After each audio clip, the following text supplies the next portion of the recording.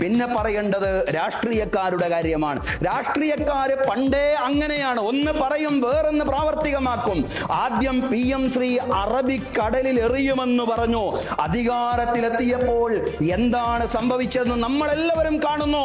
വാഗ്ദാനങ്ങളും പ്രഖ്യാപനങ്ങളും മാത്രമല്ല, പ്രാവർത്തികമാക്കാൻ കഴിയുന്ന പ്രായോഗിക നിലപാടുകളാണ്, പ്രാവർത്തികമാക്കുന്ന പ്രായോഗിക നിലപാടുകളാണ് പ്രധാനം എന്നുള്ളതാണ് സഹോദരങ്ങളെ, സഹോദരിമാരെ. അതുകൊണ്ട് ജീവിതം കൊണ്ട് പ്രാവർത്തികമാക്കുക, നിലപാടുകൾ കൊണ്ട് പ്രാവർത്തികമാക്കുക എന്നുള്ളതാണ്. കോഴിക്കോട് ജില്ലയിലെ 3 അധ്യാപികമാരെയാണ് ലഹരി ഇടപാടുമായി ബന്ധപ്പെട്ട് കഴിഞ്ഞ ദിവസം അറസ്റ്റ് ചെയ്യപ്പെട്ടത്. വനിതകളായ അധ്യാപികമാരാണല്ലോ അവർ, വനിതകളാണവർ. സഹോദരങ്ങളെ, അവരെയാണ് അറസ്റ്റ് ചെയ്തിട്ടുള്ളത്.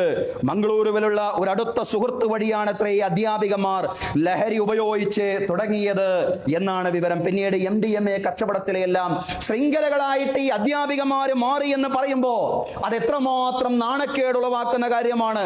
ജോലി സ്ഥലത്ത് നിന്ന് കുറഞ്ഞ ശമ്പളം മാത്രം ലഭിക്കുന്ന ഈ കരാർ അധ്യാപകരാണ് അവരെന്നും മാധ്യമങ്ങളിലൂടെ മനസ്സിലാക്കാൻ സാധിച്ചു. പക്ഷേ അവർ ആഡംബര ജീവിതം നയിക്കുന്നതായും പോലീസ് വെളിപ്പെടുത്തി. സഹോദരങ്ങളെ, പണത്തോടുള്ള ആർത്തിക്കിടയിൽ യഥാർത്ഥത്തിൽ വേലി തന്നെ വിളതിന്നുകയാണ്. വേലി തന്നെ വിളതിന്നുക എന്നൊരു പ്രയോഗമുണ്ട്. യഥാർത്ഥത്തിൽ സമൂഹത്തെ സംസ്കരിക്കുകയും സമൂഹത്തെ സംരക്ഷിക്കുകയും ചെയ്യേണ്ടുന്നവർ, ഇതുപോലെ തിന്മകളിൽ നിന്ന് യുവാക്കളെയും തലമുറകളെയും രക്ഷിക്കേണ്ടുന്നവരാണ് അധ്യാപിക സമൂഹം എന്ന് പറയുന്നത്.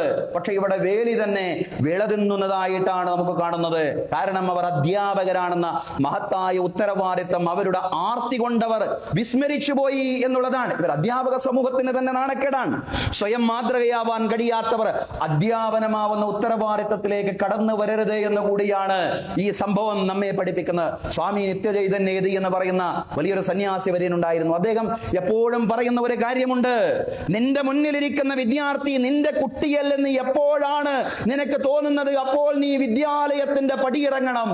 നിന്റെ മുന്നിലിരിക്കുന്ന വിദ്യാർത്ഥി നിന്റെ കുട്ടിയല്ലെന്ന്, നിന്റെ മകൻ എന്ന് പറഞ്ഞാൽ നിന്റെ സ്വന്തം രക്തത്തിൽ പിറന്ന മകനല്ലെങ്കിലും രക്തത്തിൽ പിറന്ന മകനെ പോലെ അവനെ നിനക്ക് കാണാൻ സാധിക്കുന്നില്ല എങ്കിൽ അന്ന് നീ വിദ്യാലയത്തിന്റെ പടിയിറങ്ങണം എന്ന് പഠിപ്പിച്ച വലിയൊരു സന്യാസി വര്യനാണ് അദ്ദേഹം.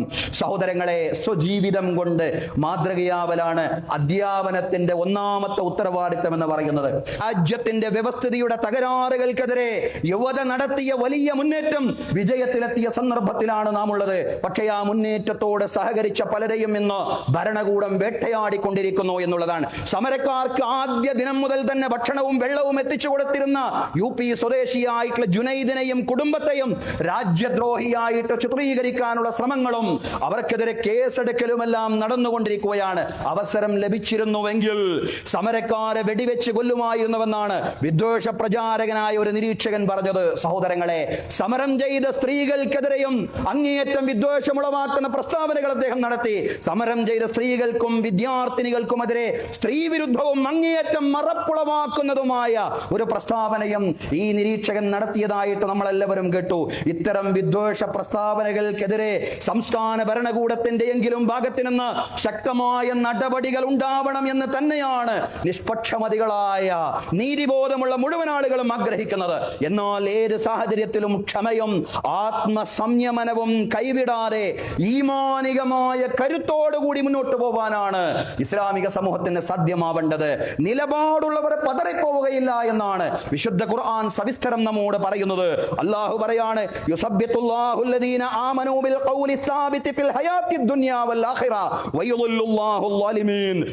യുസബ്ബിതുല്ലാഹു അല്ലദീന ആമനൂ, സത്യവിശ്വാസികളായ ആളുകളെ അല്ലാഹു ഉറപ്പിച്ചു നിർത്തുന്നതാണ്. ബിൽ ഖൗലി സാബിതി, അവരുടെ ഉറച്ച വാക്കുകൾ കൊണ്ടും അടിയുറച്ച നിലപാടുകൾ കൊണ്ടും സത്യമാർഗത്തിൽ സത്യവിശ്വാസികൾ അല്ലാഹു ഉറപ്പിച്ചു നിർത്തുന്നതാണ്. ഫിൽ ഹയാത്തി ദുനിയാ വഫിൽ ആഖിറ, ഐഹിക ജീവിതത്തിലും പാരത്രിക ജീവിതത്തിലും ഉറച്ച വാക്കുകൾ കൊണ്ടും ഉറച്ച നിലപാടുകൾ കൊണ്ടും സത്യവിശ്വാസികളെ സത്യമാർഗത്തിൽ അല്ലാഹു ഉറപ്പിച്ചു നിർത്തുന്നതാണ്.